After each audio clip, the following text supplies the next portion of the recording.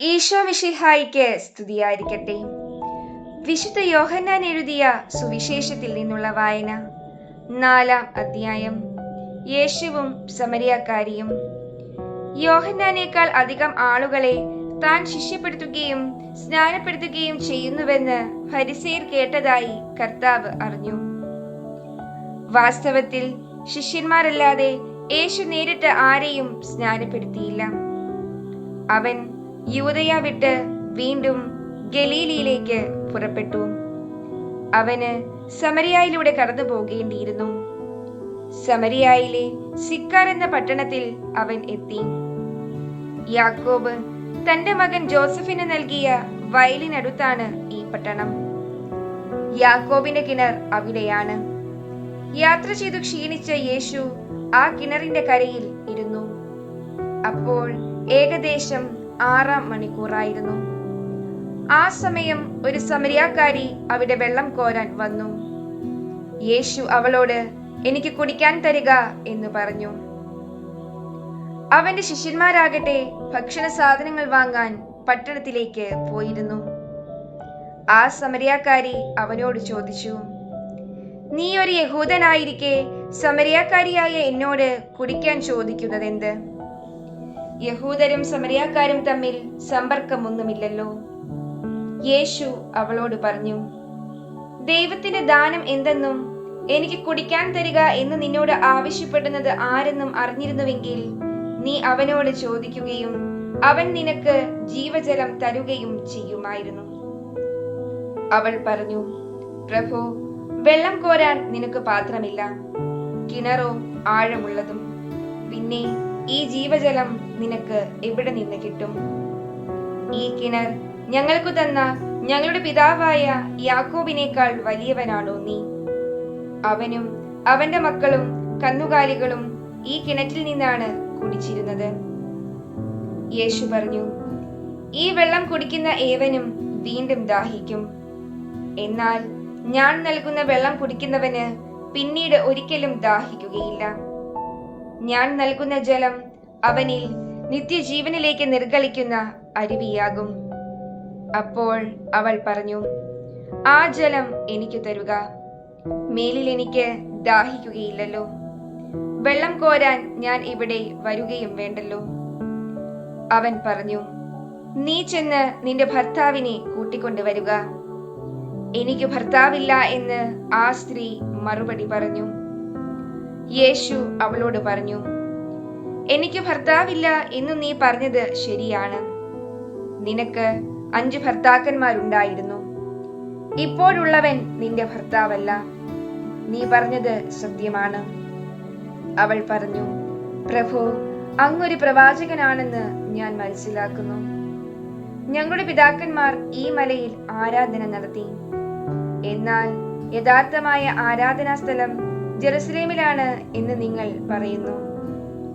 യേശു പറഞ്ഞു, "സ്ത്രീയെ, എന്നെ വിശ്വസിക്കുക.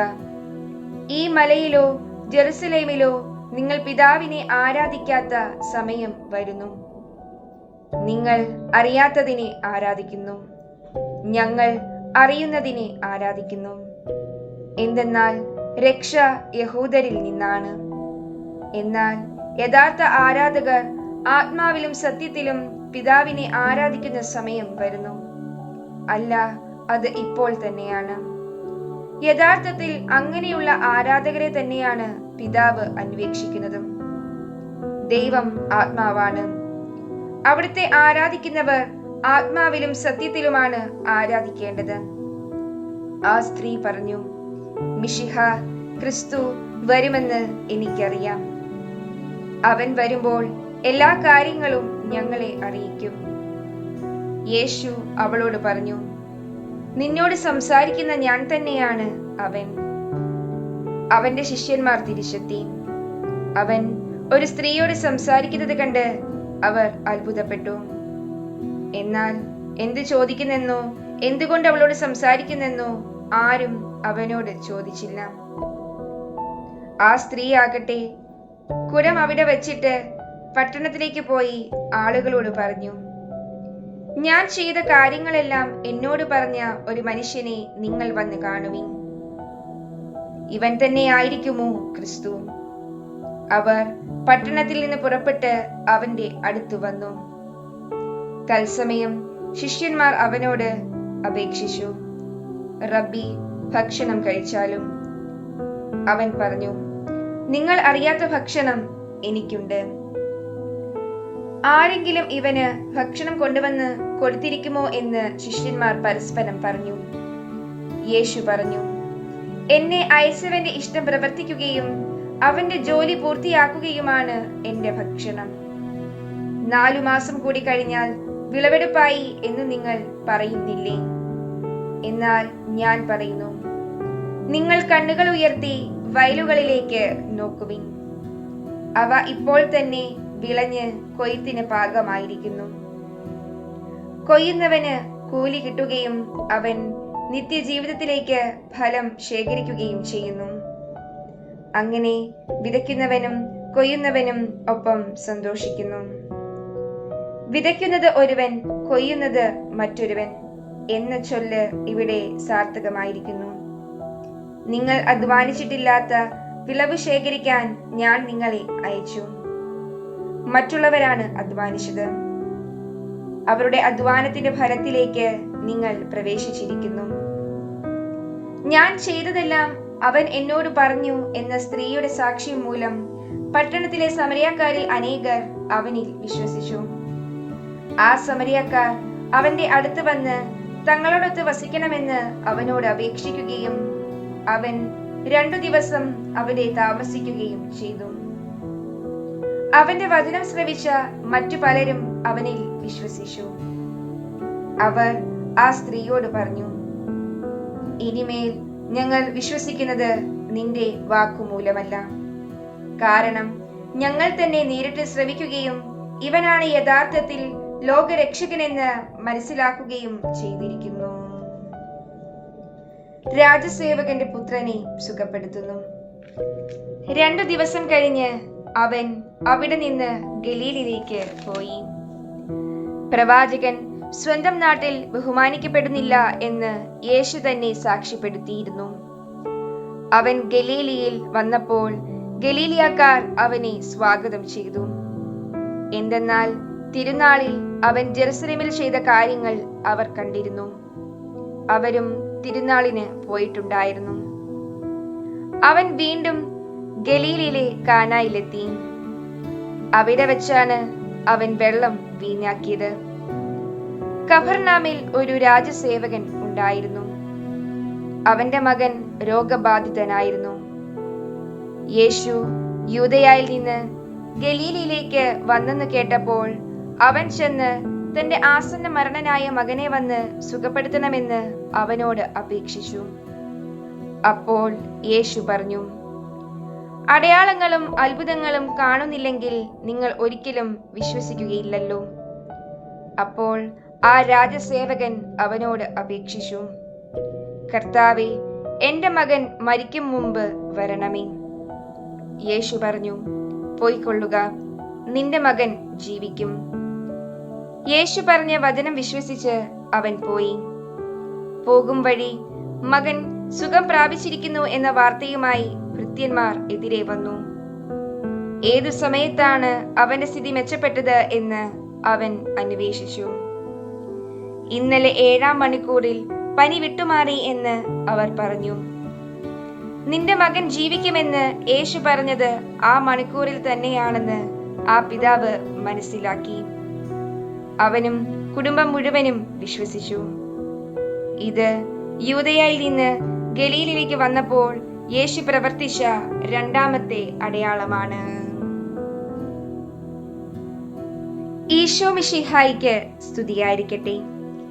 വിശുദ്ധ യോഹന്നാൻ എഴുതിയ സുവിശേഷത്തിൽ നിന്നുള്ള വായന.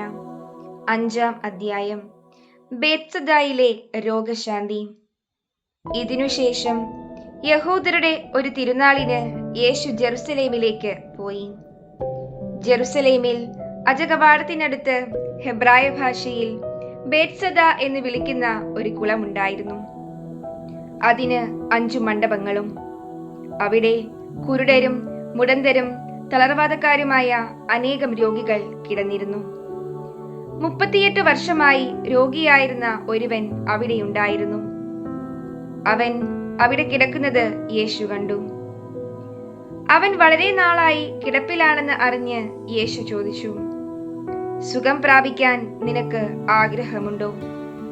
അവൻ പറഞ്ഞു, കർത്താവേ, വെള്ളമിളകുമ്പോൾ എന്നെ കുളത്തിലേക്ക് ഇറക്കാൻ ആരുമില്ല. ഞാൻ എത്തുമ്പോഴേക്കും മറ്റൊരുവൻ വെള്ളത്തിൽ ഇറങ്ങിക്കഴിഞ്ഞിരിക്കും. യേശു അവനോട് പറഞ്ഞു, എഴുന്നേറ്റ് കിടക്കയെടുത്ത് നടക്കുക. അവൻ തൽക്ഷണം സുഖം പ്രാപിച്ച് കിടക്കയെടുത്ത് നടന്നു. അന്ന് സാബത്ത് ആയിരുന്നു. അതിനാൽ സുഖം പ്രാപിച്ച ആ മനുഷ്യനോട് യഹൂദർ പറഞ്ഞു, ഇന്ന് സാബത്താകയാൽ കിടക്ക ചുമക്കുന്നത് നിഷിദ്ധമാണ്. അവൻ മറുപടി പറഞ്ഞു, എന്നെ സുഖപ്പെടുത്തിയവൻ നിന്റെ കിടക്കയെടുത്ത് നടക്കുക എന്ന് എന്നോട് പറഞ്ഞു. അപ്പോൾ അവർ ചോദിച്ചു, കിടക്കയെടുത്ത് നടക്കുക എന്ന് നിന്നോട് പറഞ്ഞവൻ ആരാണ്? അവിടെ ഉണ്ടായിരുന്ന ജനക്കൂട്ടത്തിൽ യേശു മറഞ്ഞു കഴിഞ്ഞിരുന്നതിനാൽ അവൻ ആരാണെന്ന് സുഖം പ്രാപിച്ചവൻ അറിഞ്ഞിരുന്നില്ല. പിന്നീട് യേശു ദേവാലയത്തിൽ വെച്ച് അവനെ കണ്ടപ്പോൾ പറഞ്ഞു, ഇതാ, നീ സൗഖ്യം പ്രാപിച്ചിരിക്കുന്നു. കൂടുതൽ മോശമായതൊന്നും സംഭവിക്കാതിരിക്കാൻ മേലിൽ പാപം ചെയ്യരുത്. അവൻ പോയി യേശുവാണ് തന്നെ സുഖപ്പെടുത്തിയതെന്ന് യഹൂദരെ അറിയിച്ചു. സാബത്തിൽ ഇപ്രകാരം പ്രവർത്തിച്ചതിനാൽ യഹൂദർ യേശുവിനെ ദ്വേഷിച്ചു. യേശു അവരോട് പറഞ്ഞു, എന്റെ പിതാവ് ഇപ്പോഴും പ്രവർത്തന നിരതനാണ്. ഞാനും പ്രവർത്തിക്കുന്നു. ഇതുമൂലം അവനെ വധിക്കാൻ യഹൂദർ കൂടുതലായി പരിശ്രമിച്ചു. കാരണം അവൻ സാബത്ത് ലംഘിക്കുക മാത്രമല്ല, തന്നെ തന്നെ ദൈവതുല്യനാക്കിക്കൊണ്ട് ദൈവത്തെ തന്റെ പിതാവെന്ന് വിളിക്കുകയും ചെയ്തു. പുത്രന്റെ അധികാരം. യേശു പറഞ്ഞു, സത്യം സത്യമായി ഞാൻ നിങ്ങളോട് പറയുന്നു, പിതാവ് ചെയ്ത് കാണുന്നതല്ലാതെ പുത്രന് സ്വന്തം ഇഷ്ടമനുസരിച്ച് ഒന്നും പ്രവർത്തിക്കുവാൻ സാധിക്കുകയില്ല. എന്നാൽ പിതാവ് ചെയ്യുന്നതെല്ലാം അപ്രകാരം തന്നെ പുത്രനും ചെയ്യുന്നു. എന്തെന്നാൽ പിതാവ് പുത്രനെ സ്നേഹിക്കുകയും താൻ ചെയ്യുന്നതെല്ലാം അവനെ കാണിക്കുകയും ചെയ്യുന്നു. നിങ്ങൾ വിസ്മയിക്കത്തക്ക വിധം ഇവയേക്കാൾ വലിയ പ്രവൃത്തികളും അവിടുന്ന് അവനെ കാണിക്കും.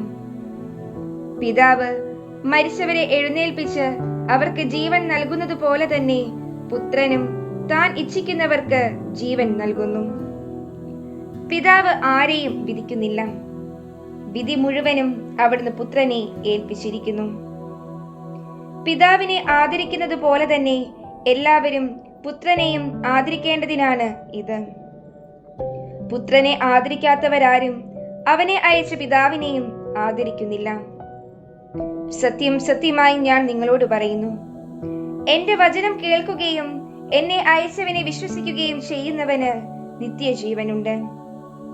അവന് ശിക്ഷാവിധി ഉണ്ടാകുന്നില്ല. പ്രത്യുത അവൻ മരണത്തിൽ നിന്ന് ജീവനിലേക്ക് കടന്നിരിക്കുന്നു.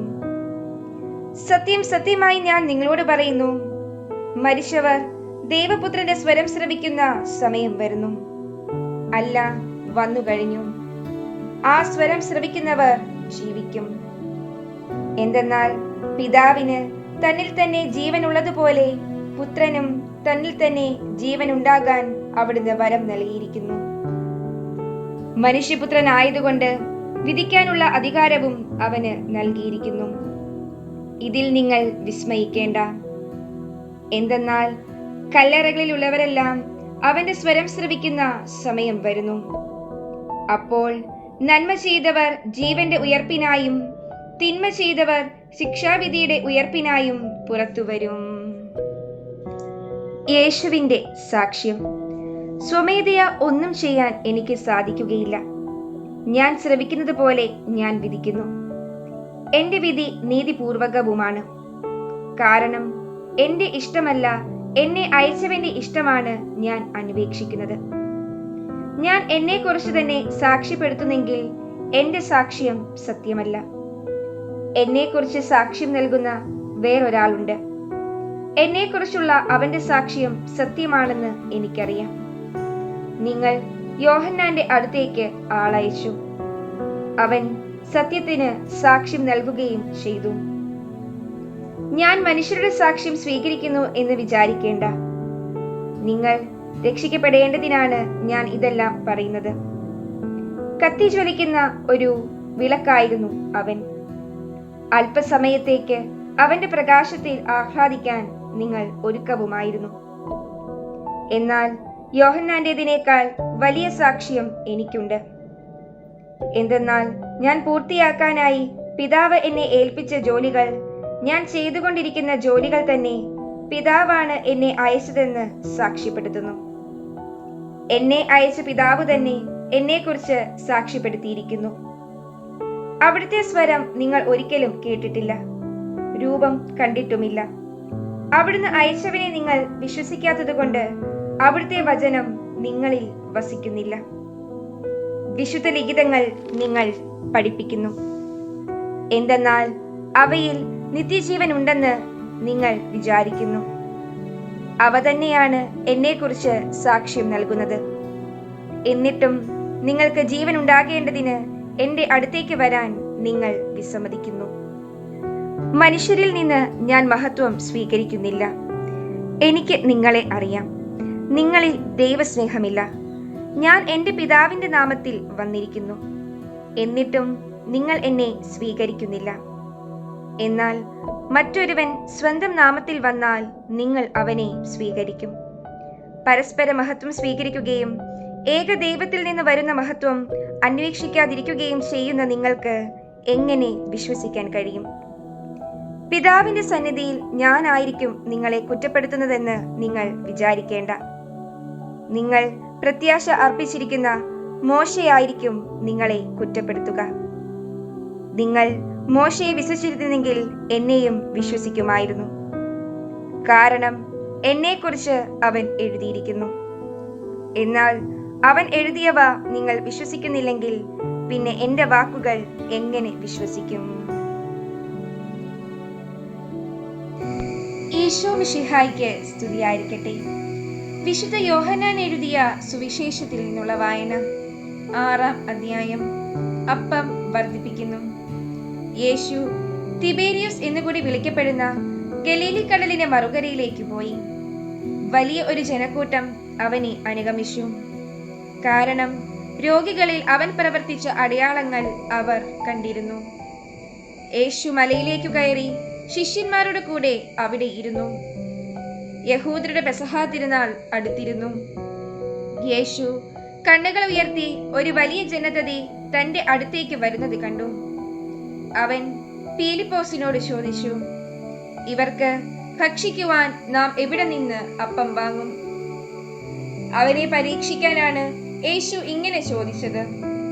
എന്തു ചെയ്യണമെന്ന് യേശു നേരത്തെ മനസ്സിൽ കരുതിയിരുന്നു. ഫിലിപ്പോസ് മറുപടി പറഞ്ഞു, ഓരോരുത്തർക്കും അല്പം വീതം കൊടുക്കുവാൻ 200 ദനാറയ്ക്കുള്ള അപ്പം പോലും തികയുകയില്ല. ശിഷ്യന്മാരിൽ ഒരുവനും ശിമയോൻ പത്രോസിന്റെ സഹോദരനുമായ അന്ത്രയോസ് അവനോട് പറഞ്ഞു, 5 ബാർലിയപ്പവും 2 മീനും കൈവശമുള്ള ഒരു കുട്ടി ഇവിടെയുണ്ട്. എന്നാൽ ഇത്രയും പേർക്ക് അതെന്തുണ്ട്? യേശു പറഞ്ഞു, ആളുകളെയെല്ലാം ഭക്ഷണത്തിനിരുത്തുവിൻ. ആ സ്ഥലത്ത് പുല്ല് തഴച്ചു വളർന്നിരുന്നു. 5000-ഓളം വരുന്ന പുരുഷന്മാർ അവിടെ ഇരുന്നു. അനന്തരം യേശു അപ്പമെടുത്ത് കൃതജ്ഞതാ സ്തോത്രം ചെയ്ത് അവർക്ക് വിതരണം ചെയ്തു. അതുപോലെ തന്നെ മീനും വേണ്ടത്ര നൽകി. അവർ ഭക്ഷിച്ച് തൃപ്തരായപ്പോൾ അവൻ ശിഷ്യന്മാരോട് പറഞ്ഞു, ഒന്നും നഷ്ടപ്പെടാതെ മിച്ചമുള്ള കഷ്ണങ്ങളെല്ലാം ശേഖരിക്കുവിൻ. 5 ബാർലിയപ്പത്തിൽ നിന്ന് ജനങ്ങൾ ഭക്ഷിച്ചതിനു ശേഷം മിച്ചം വന്ന കഷ്ണങ്ങൾ 12 കുട്ട നിറയെ അവർ ശേഖരിച്ചു. അവൻ പ്രവർത്തിച്ച അടയാളം കണ്ട ജനങ്ങൾ പറഞ്ഞു, ലോകത്തിലേക്ക് വരാനിരുന്ന പ്രവാചകൻ സത്യമായും ഇവനാണ്. അവർ വന്ന് തന്നെ രാജാവാക്കാൻ വേണ്ടി ബലമായി പിടിച്ചുകൊണ്ടുപോകാൻ ഭാവിക്കുന്നു എന്ന് മനസ്സിലാക്കിയ യേശു വീണ്ടും തനിയെ മലമുകളിലേക്ക് പിന്മാറി. വെള്ളത്തിനു മീതെ നടക്കുന്നു. വൈകുന്നേരമായപ്പോൾ അവന്റെ ശിഷ്യന്മാർ കടൽക്കരയിലേക്ക് പോയി. അവർ ഒരു വള്ളത്തിൽ കയറി കടലിനക്കരെ കഫർനാമിലേക്ക് പുറപ്പെട്ടു. അപ്പോൾ നേരം ഇരുട്ടി തുടങ്ങി. യേശു അവരുടെ അടുക്കലെത്തുന്നതുമില്ല. ശക്തിയേറിയ കാറ്റടിച്ചിരുന്നത് കൊണ്ട് കടൽ ക്ഷോഭിച്ചു. 25-30 സ്താദിയോൻ ദൂരം തണ്ടുവലിച്ചു കഴിഞ്ഞപ്പോൾ യേശു കടലിനു മീതെ നടന്ന് വള്ളത്തെ സമീപിക്കുന്നത് കണ്ട് അവർ ഭയപ്പെട്ടു. അവൻ അവരോട് പറഞ്ഞു, ഞാനാണ്, ഭയപ്പെടേണ്ട. അവനെ വള്ളത്തിൽ കയറ്റാൻ അവർ ആഗ്രഹിച്ചു. പെട്ടെന്ന് വള്ളം അവർ ലക്ഷ്യം വെച്ചിരുന്ന കരയ്ക്ക് അടുത്തു. അവിടെ ഒരു വള്ളം മാത്രമേ ഉണ്ടായിരുന്നുള്ളൂ എന്നും ശിഷ്യന്മാരോട് കൂടി യേശു അതിൽ കയറിയില്ല എന്നും ശിഷ്യന്മാർ തനിയെ ആണ് പോയതെന്നും കടലിന്റെ മറുകരെ നിന്ന ആളുകൾ പിറ്റേ ദിവസം മനസ്സിലാക്കി. കർത്താവ് കൃതജ്ഞതാ സ്തോത്രം ചെയ്തു നൽകിയ അപ്പം ജനങ്ങൾ ഭക്ഷിച്ച ആ സ്ഥലത്തിനടുത്തേക്ക് തിബേരിയോസിൽ നിന്ന് മറ്റു വള്ളങ്ങൾ വന്നു.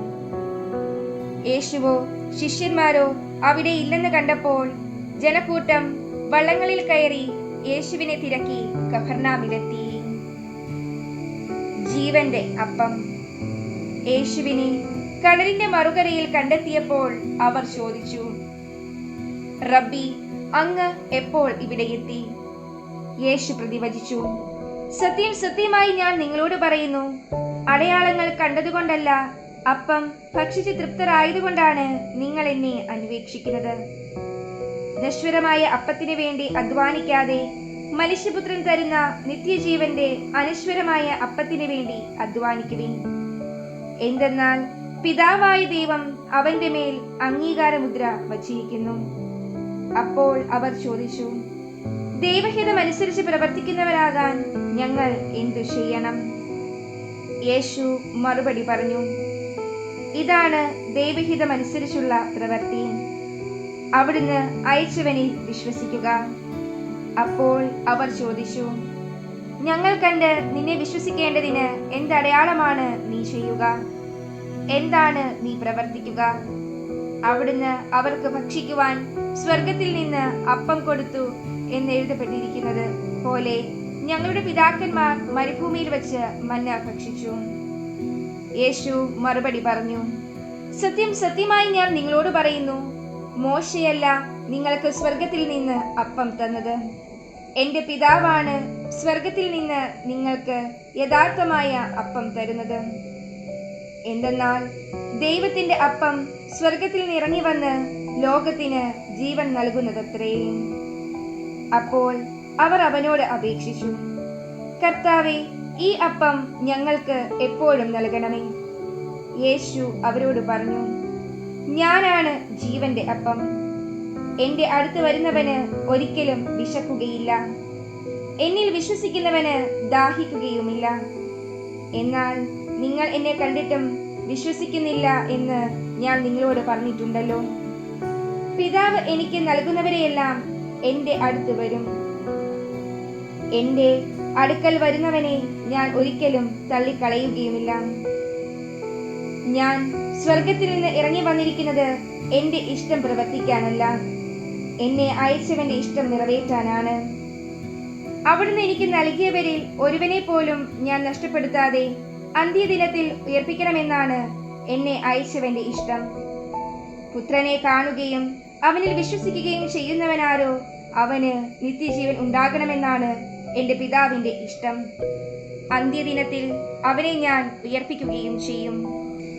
സ്വർഗത്തിൽ നിന്ന് ഇറങ്ങി വന്ന അപ്പം ഞാനാണ് എന്ന് അവൻ പറഞ്ഞതിനാൽ യഹൂദർ അവനെതിരെ പിറുപിറുത്തു. അവർ പറഞ്ഞു, ഇവൻ ജോസഫിന്റെ മകനായ യേശുവല്ലേ? ഇവന്റെ പിതാവിനെയും മാതാവിനെയും നമുക്കറിഞ്ഞുകൂടെ? പിന്നെ എങ്ങനെയാണ് ഞാൻ സ്വർഗത്തിൽ ഇറങ്ങി വന്നിരിക്കുന്നു എന്ന് ഇവൻ പറയുന്നത്? യേശു അവരോട് പറഞ്ഞു, നിങ്ങൾ പരസ്പരം പിറുപിറുക്കേണ്ടതില്ല. എന്നെ അയച്ച പിതാവ് ആകർഷിച്ചാലല്ലാതെ ഒരുവനും എന്റെ അടുക്കലേക്ക് വരാൻ സാധിക്കുകയില്ല. അന്ത്യദിനത്തിൽ അവനെ ഞാൻ ഉയർപ്പിക്കും. അവരെല്ലാവരും ദൈവത്താൽ പഠിപ്പിക്കപ്പെട്ടവരാകും എന്ന് പ്രവാചക ഗ്രന്ഥങ്ങളിൽ എഴുതപ്പെട്ടിരിക്കുന്നു. പിതാവിൽ നിന്ന് ശ്രമിക്കുകയും പഠിക്കുകയും ചെയ്തവരെല്ലാം എന്റെ അടുക്കൽ വരുന്നു. ആരെങ്കിലും പിതാവിനെ കണ്ടിട്ടുണ്ട് എന്നല്ല ഇതിനർത്ഥം. ദൈവത്തിൽ നിന്ന് ഉള്ളവൻ മാത്രമേ പിതാവിനെ കണ്ടിട്ടുള്ളൂ. സത്യം സത്യമായി ഞാൻ നിങ്ങളോട് പറയുന്നു, വിശ്വസിക്കുന്നവന് നിത്യജീവനുണ്ട്. ഞാൻ ജീവന്റെ അപ്പമാണ്. നിങ്ങളുടെ പിതാക്കന്മാർ മരുഭൂമിയിൽ വെച്ച് മന്ന ഭക്ഷിച്ചു, എങ്കിലും അവർ മരിച്ചു. ഇതാകട്ടെ മനുഷ്യൻ ഭക്ഷിക്കുന്നതിന് വേണ്ടി സ്വർഗത്തിൽ നിന്നിറങ്ങിയ അപ്പമാണ്. ഇത് ഭക്ഷിക്കുന്നവൻ മരിക്കുകയില്ല. സ്വർഗത്തിൽ നിന്ന് ഇറങ്ങിയ ജീവനുള്ള അപ്പം ഞാനാണ്. ആരെങ്കിലും ഈ അപ്പത്തിൽ നിന്ന് ഭക്ഷിച്ചാൽ അവൻ എന്നേക്കും ജീവിക്കും. ലോകത്തിന്റെ ജീവന് വേണ്ടി ഞാൻ നൽകുന്ന അപ്പം എന്റെ ശരീരമാണ്. ഇതേപ്പറ്റി യഹൂദർക്കിടയിൽ തർക്കമുണ്ടായി. തന്റെ ശരീരം നമുക്ക് ഭക്ഷണമായി തരാൻ ഇവന് എങ്ങനെ കഴിയുമെന്ന് അവർ ചോദിച്ചു. യേശു പറഞ്ഞു, സത്യം സത്യമായി ഞാൻ നിങ്ങളോട് പറയുന്നു, നിങ്ങൾ മനുഷ്യപുത്രന്റെ ശരീരം ഭക്ഷിക്കുകയും അവന്റെ രക്തം പാനം ചെയ്യുകയും ചെയ്യുന്നില്ലെങ്കിൽ നിങ്ങൾക്ക് ജീവൻ ഉണ്ടായിരിക്കുകയില്ല. എന്റെ ശരീരം ഭക്ഷിക്കുകയും എന്റെ രക്തം പാനം ചെയ്യുകയും ചെയ്യുന്നവന് നിത്യജീവനുണ്ട്. അവസാന ദിവസം ഞാൻ അവനെ ഉയർപ്പിക്കും. എന്തെന്നാൽ എന്റെ ശരീരം യഥാർത്ഥ ഭക്ഷണമാണ്, എന്റെ രക്തം യഥാർത്ഥ പാനീയവുമാണ്. എന്റെ ശരീരം ഭക്ഷിക്കുകയും എന്റെ രക്തം പാനം ചെയ്യുകയും ചെയ്യുന്നവൻ എന്നിലും ഞാൻ അവനിലും വസിക്കുന്നു. ജീവിക്കുന്നവനായ പിതാവ് എന്നെ അയച്ചു. ഞാൻ പിതാവ് മൂലം ജീവിക്കുന്നു. അതുപോലെ എന്നെ ഭക്ഷിക്കുന്നവൻ ഞാൻ മൂലം ജീവിക്കും. ഇത് സ്വർഗത്തിൽ നിന്ന് ഇറങ്ങി വന്ന അപ്പമാണ്. പിതാക്കന്മാർ മന്ന ഭക്ഷിച്ചു, എങ്കിലും മരിച്ചു. അതുപോലെയല്ല ഈ അപ്പം. ഇത് ഭക്ഷിക്കുന്നവൻ എന്നേക്കും ജീവിക്കും. കഫർനാമിലെ സിനഗോഗിൽ പഠിപ്പിച്ചുകൊണ്ടിരിക്കുമ്പോഴാണ് അവൻ ഇത് പറഞ്ഞത്. നിത്യജീവന്റെ വചസ്സുകൾ. ഇതു കേട്ട് അവന്റെ ശിഷ്യരിൽ പലരും പറഞ്ഞു, ഈ വചനം കഠിനമാണ്, ഇത് ശ്രവിക്കാൻ ആർക്കു കഴിയും? തന്റെ ശിഷ്യന്മാർ വിറുവിറുക്കുന്നു എന്ന് മനസ്സിലാക്കി യേശു അവരോട് ചോദിച്ചു, ഇത് നിങ്ങൾക്ക് ഇടർച്ച വരുത്തുന്നുവോ? അങ്ങനെയെങ്കിൽ മനുഷ്യപുത്രൻ ആദ്യം ആയിരുന്നിടത്തേക്ക് ആരോഹണം ചെയ്യുന്നത് നിങ്ങൾ കണ്ടാലോ? ആത്മാവാണ് ജീവൻ നൽകുന്നത്, ശരീരം ഒന്നിനും ഉപകരിക്കുന്നില്ല. നിങ്ങളോട് ഞാൻ പറഞ്ഞ വാക്കുകൾ ആത്മാവും ജീവനുമാണ്. എന്നാൽ വിശ്വസിക്കാത്തവരായി നിങ്ങളിൽ ചിലരുണ്ട്. അവർ ആരെന്നും തന്നെ ഒറ്റിക്കൊടുക്കാനിരിക്കുന്നവൻ ആരെന്നും ആദ്യം മുതലേ അവൻ അറിഞ്ഞിരുന്നു. അവൻ പറഞ്ഞു, ഇതുകൊണ്ടാണ് പിതാവിൽ നിന്ന് വരം ലഭിച്ചാലല്ലാതെ എന്റെ അടുക്കിലേക്ക് വരാൻ ആർക്കും സാധിക്കുകയില്ല എന്നു ഞാൻ നിങ്ങളോട് പറഞ്ഞത്. ഇതിനുശേഷം അവന്റെ ശിഷ്യന്മാരിൽ വളരെ പേർ അവനെ വിട്ടുപോയി. അവർ പിന്നീട് ഒരിക്കലും അവന്റെ കൂടെ നടന്നില്ല. യേശു 12 പേരോടുമായി ചോദിച്ചു, നിങ്ങളും പോകാൻ ആഗ്രഹിക്കുന്നുവോ? ശിമയോൻ പത്രോസ് മറുപടി പറഞ്ഞു, കർത്താവേ, ഞങ്ങൾ ആരുടെ അടുത്തേക്ക് പോകും? നിത്യജീവന്റെ വചനങ്ങൾ നിന്റെ പക്കലുണ്ട്. നീയാണ് ദൈവത്തിന്റെ പരിശുദ്ധനെന്ന് ഞങ്ങൾ വിശ്വസിക്കുകയും അറിയുകയും ചെയ്തിരിക്കുന്നു. യേശു അവരോട് പറഞ്ഞു, നിങ്ങൾ 12 പേരെ ഞാൻ തിരഞ്ഞെടുത്തില്ലേ? എന്നാൽ നിങ്ങളിൽ ഒരുവൻ പിശാചാണ്. അവൻ ഇത് പറഞ്ഞത് ശിമയോൻ സ്കറിയോത്യയുടെ മകനായ യൂദാസിനെ കുറിച്ചാണ്. എന്തെന്നാൽ 12 പേരിൽ ഒരുവനായ അവനാണ് യേശുവിനെ ഒറ്റിക്കൊടുക്കാനിരുന്നത്.